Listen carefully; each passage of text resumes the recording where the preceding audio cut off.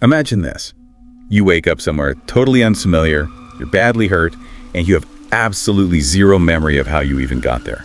That's exactly the terrifying situation we're diving into today. We're recounting a real-life mystery one investigators called the Hunch Case. Sometimes it's also known as the mysterious vision case. It's a story with these unbelievable twists that just, stumped everyone involved for a long time. Yeah, what's really fascinating here, I think, is how a case that looks totally unsolvable at first, hardly any evidence, the victim's own story changing how it can actually be cracked. It really shows you what relentless police work and maybe a bit of intuition can achieve. Absolutely. So our mission today is to unpack all the layers of this incredible investigation. We'll go from that shocking discovery by the roadside through some really clever forensic work and see what it all means. Okay, so let's set the scene. It's February 21st, 2005. About 8:30 in the morning just outside Miami, a worker's driving along and he spots something odd in a bush by the road. He stops, checks it out, and finds a young woman. Naked, terribly injured. She's alive, but just barely. Her injuries, especially to her head and face, are severe. He calls 911 immediately, of course, but when the police arrive, there's almost nothing there. Just the woman gravely injured and a single blue towel nearby. No ID, no other clues, nothing. It just makes you think, doesn't it? With absolutely nothing to go on, no ID, no witnesses, almost zero physical evidence right there at the scene where you possibly start, it was a huge challenge for the police right from the get-go. And her condition was so critical, she needed immediate hospital care. So they couldn't even talk to her right away. They had to wait, hoping she'd recover enough to communicate. And after, 2 or 3 days, agonizing days, I imagine, the young woman, she finally regains consciousness. But there's another twist. She couldn't speak at first. Aphasia, they called it, impacted her ability to talk, but she could write things down, short sentences. And that's how she identified herself. Inna Burdeska, 21 years old, from Ukraine, worked on a cruise ship. She wrote that she remembered staying at the Airport Regency Hotel that's about 10 miles from where she was found. But here's the critical part. Absolutely no memory of the attack, or how she ended up dumped in that bush. Just blank. That's the retrograde amnesia. It was a key factor right from the start. This type of amnesia, it essentially wipes the slate clean for the events immediately before a major trauma.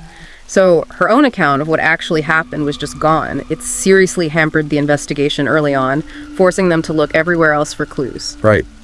So the police naturally turned their focus to the Airport Regency Hotel.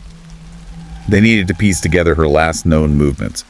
But what they found out about the hotel's security cameras, well, it was, let's just say, a bit of a setback. The hotel had 16 CCTV cameras. Sounds like a lot, doesn't it? You'd think so, yeah. But get this, all 16 were only on the ground floor, covering the lobby, the entrances, the parking lot, restaurant, fire exit, and the elevator entrance on the first floor. But none in the elevators themselves, none on the guest floors. The hotel's reason. Privacy rules. Wow. So basically, once someone stepped into that elevator, they were off camera. Exactly. Imagine the headache for the investigators trying to track her movements after that point. Still, even with those limitations, the ground floor footage did give them something. It showed Inna leaving the hotel at 3:33 a.m. She went across the street, looked like she bought a SIM card. She came back just 7 minutes later, 3:40 a.m. And the very last picture they have of her is at 3:41 a.m. stepping into an elevator. After that, nothing. She just vanishes from view. And if you put that into the timeline, that 17-minute window, she gets the elevator at 3:41 a.m. Her room key card is used at her door at 3:58 a.m. That's really suspicious. A quick trip up to her room should only take a minute or two, right? Not 17.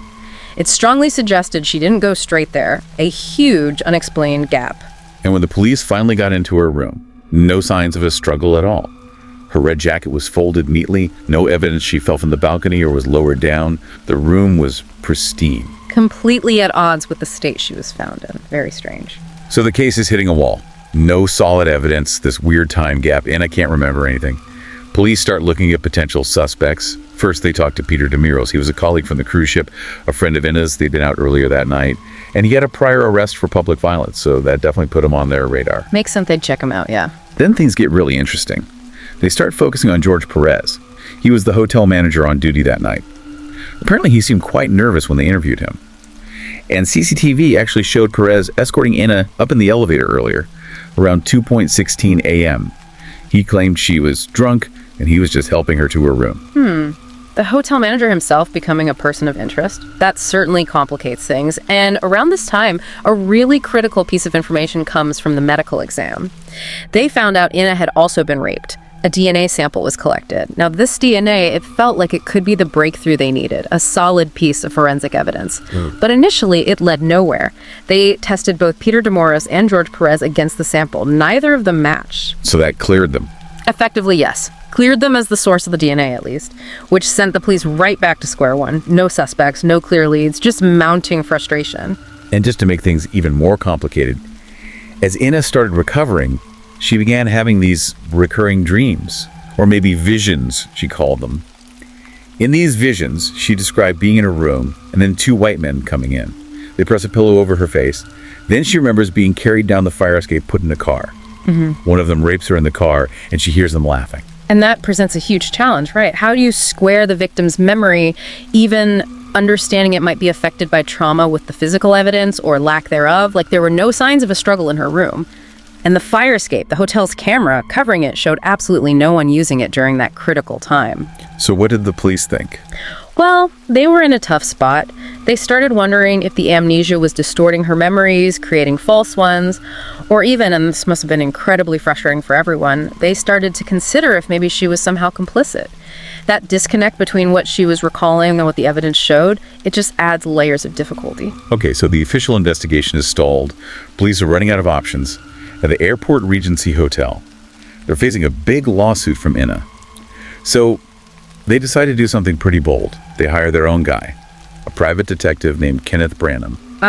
Branham. Yeah, he wasn't your average PI. No kidding. Ex-cop, ex-DEA agent, had a reputation for being, well, direct, tenacious, incredibly meticulous, like an American badass, someone called him. Bringing in someone like Branham, an outsider, when a case goes cold like this, it often means you need fresh eyes, someone who thinks outside the box. Branham apparently first wondered if Inna might be faking the amnesia, But after observing her, spending time, he became convinced she was a genuine victim. His real strength was this almost obsessive attention to detail.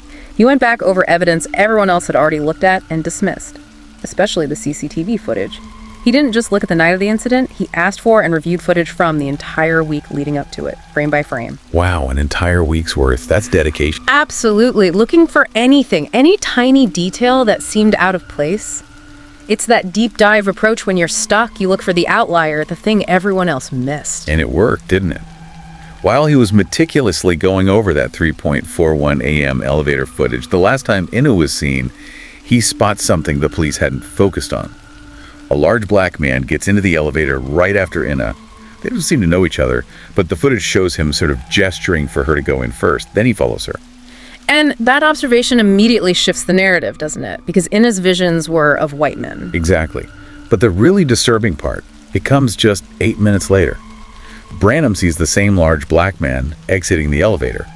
And he's struggling, like really struggling, with a very big suitcase. He even has trouble lifting it over the little gap between the elevator car and the floor. Needs 2 hands. Then he wheels it off towards the parking lot. Then he's seen driving out of the parking lot, only to return later at 6:21 a.m. without the suitcase. A man struggling that much with a suitcase. That's a massive red flag, isn't it? Way too heavy for just clothes. That's exactly what Branham thought, and it led him to this absolutely chilling hypothesis. That Inna was inside it. Yes, that Inna, either unconscious or worse, was actually inside that suitcase. Yeah. And Branham didn't just guess, he was meticulous. He estimated the suitcase's size from the video, about 19 inches wide, 29 inches high, comparing it to the man, other things in the shot. And he tested it, right? He did.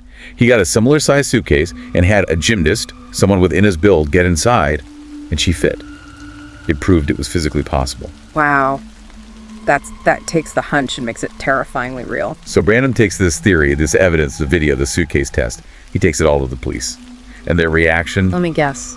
Skeptical. They laughed at him, called it too much like a movie. Yeah. They pointed out, again, that Inna herself kept saying her attackers were white men. Yeah, that can happen. Police departments often stick to procedures, An outsider coming in with a wild theory, even with some backing, can face resistance, especially if it contradicts the victim's account. But Branham wasn't deterred. Not at all. He was absolutely convinced he was right. Convinced this man in the video, the man with the suitcase, was the key. His persistence in the face of that dismissal is really something. So how did he find the guy? He didn't have a name yet, did he? No, just the image. But Branham started with the tiniest clues. On the man's shirt in the video, he could just make out logos: Mercury Marine and Valero. Okay. He painstakingly tracked those logos back, figured out they were linked to food vendors at the Miami Boat Show, which had been happening recently. He identified the catering company, Centerplate. He kept digging, talking to people at Centerplate, showing the picture. Eventually, someone recognized the man. And crucially, he found out the suspect had recently been transferred to New Orleans. New Orleans. Okay. So Branham goes there. He does. And then comes this absolutely unbelievable moment, almost like something out of, well, a movie, ironically. Right. He's in New Orleans. This is Mardi Gras time. Place is packed. And he just happens to see a local police officer, Ernest Derma, chasing someone down the street. No way. Yes. And Branham, relying on his old police instincts, he doesn't even hesitate. He joins the chase and actually tackles the suspect himself. Brings the guy down. You're kidding. He tackled the suspect. He did. The local cops started calling him Batman. But more importantly, this act, it built a bridge. It earned him respect and cooperation from the New Orleans PD, and that alliance was crucial. It helped him finally track down and identify his prime suspect, a man named Michael Lee Jones. Michael Lee Jones. So they finally had a name. Exactly. But, confirming he was the right guy was still vital. Officer Foote, the detective who Branham had initially clashed with, he was still a bit skeptical given Branham's methods. Foote interviews Michael Lee Jones. Jones seems totally calm, cooperative, even agrees to give a DNA sample voluntarily. Then two things happen. First, Inna, in another session, her vision shifts again. Now she describes her attackers as black. And when they show her photos, including Jones's, she identifies him. Wow. And second, the DNA results come back, the sample Jones provided. It's a definitive match to the DNA found on Inna at the crime scene. That's it then. Case closed. It certainly broke the case wide open. Branham's hunch, his relentless pursuit, it was all validated. Unequivocally. So Michael Lee Jones is brought in for proper interrogation now, right? With the DNA match hanging over him. Correct. And he fails a polygraph test. That's when his story suddenly changes completely. How so? Faced with the DNA evidence, he can't just deny being there, so he pivots. He claims Inna was actually a prostitute and that he paid her $100 for consensual sex in her room. Ah, the consensual sex defense. But did it hold up? Not really. The police started poking holes in it almost immediately. For one, the hotel CCTV totally refuted his claim that he met Inna with a group of prostitutes outside. She just wasn't there with them on camera, didn't seem to know them. Okay, what else? His behavior was also really suspicious. He'd checked out of the hotel early, claiming he got his departure date wrong. And when they pressed him about the contents of that heavy suitcase he struggled with. Yeah. What did he say was in it? He vaguely mentioned a sci-fi novel, but he couldn't even name the book. It just didn't add up. His story seemed flimsy, full of inconsistencies. So the police put together their own version of events based on everything they now knew. Exactly. Their reconstruction, which seemed the most plausible, went something like this. Jones and Inna get in the elevator at 3:41 a.m. He likely attacks her, maybe drugs her in her room, rapes her. Then, and this explains the weird timeline and the neat room, he takes her keycard, goes back to her room later at 3:58 a.m., drops the keycard and her folded jacket inside to make it look like she returned normally. Oh, wow. That's chillingly calculated. It is. Then they believe he probably took her back to his own room, continued the assault. Thinking she was dead or close to it, he puts her in that large suitcase to dispose of the body. Which explains him leaving with the heavy suitcase. And returning hours later without it, after dumping her by the roadside where she was found, it all fits the evidence. But legally, it wasn't straightforward. Frustratingly, no. Jones's lawyer was quite clever. They exploited the ambiguities that still existed. The DNA proved sex occurred, yes, but proving it was non-consensual beyond a reasonable doubt was harder, legally speaking. And Inna's changing testimony. Exactly. Her memory shifting from white attackers to black attackers, from being attacked in her room to being carried out. The defense used that to create doubt about her reliability as a witness. Plus, no physical evidence in Jones's room itself, right? Because too much time had passed. Precisely. So, combining all of the DNA limitations, the testimony issues, the lack of evidence in his room, Jones managed to secure a plea deal. And the sentence. Just 2 years. For unspecified events, it was, well, deeply disappointing for everyone involved, especially Inna. A slap on the wrist, really, for such a brutal crime. Unbelievable. 2 years. But Branham, he wasn't done, was he? Not by a long shot. Kenneth Brannigan was absolutely convinced Michael Lee Jones wasn't a one-off offender. He believed he was looking at a serial predator. So what could he do? The legal case seemed closed. He refused to let it go. He took one final, crucial step.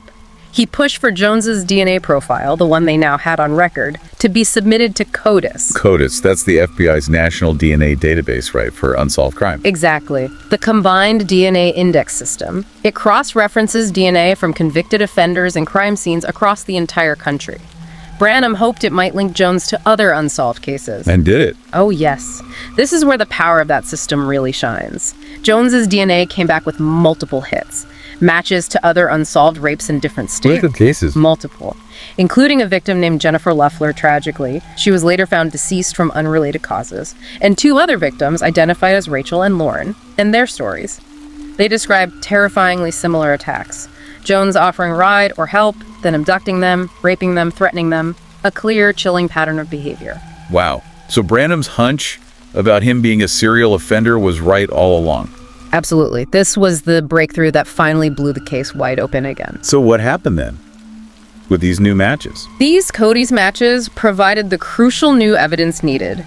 The authorities were able to bring Michael Lee Jones back to court for a retrial. And this time? This time, the outcome was very different, with testimony from multiple victims all telling similar stories, plus the undeniable DNA links from CODIS connecting Jones to each of them. The evidence was overwhelming. He was found guilty? Guilty of sexual battery, kidnapping, and battery. Michael Lee Jones finally received a substantial sentence. 24 years in prison. 24 years. That's real justice. Finally. For Inna and for the other victims, too. It really is. It brought closure, or at least a measure of justice, to several terrifying cases that might have otherwise remained cold forever. Ultimately, this whole case, the Hunch Case, it's just a powerful testament, isn't it? Even when the initial evidence seems minimal, even when memories are fragmented by trauma. Persistent investigation, that spark of intuition like Brannigan had, and the smart use of forensic technology like DNA and CODIS can uncover the truth. It shows justice can prevail, even years down the line. What an absolutely incredible story. From that awful discovery in a roadside bush, through all the twists and turns, the dead ends, the visions, Brannigan's hunch, to finally getting justice through that CODIS hit. It really shows how human determination and scientific progress working together can bring hidden truths to light.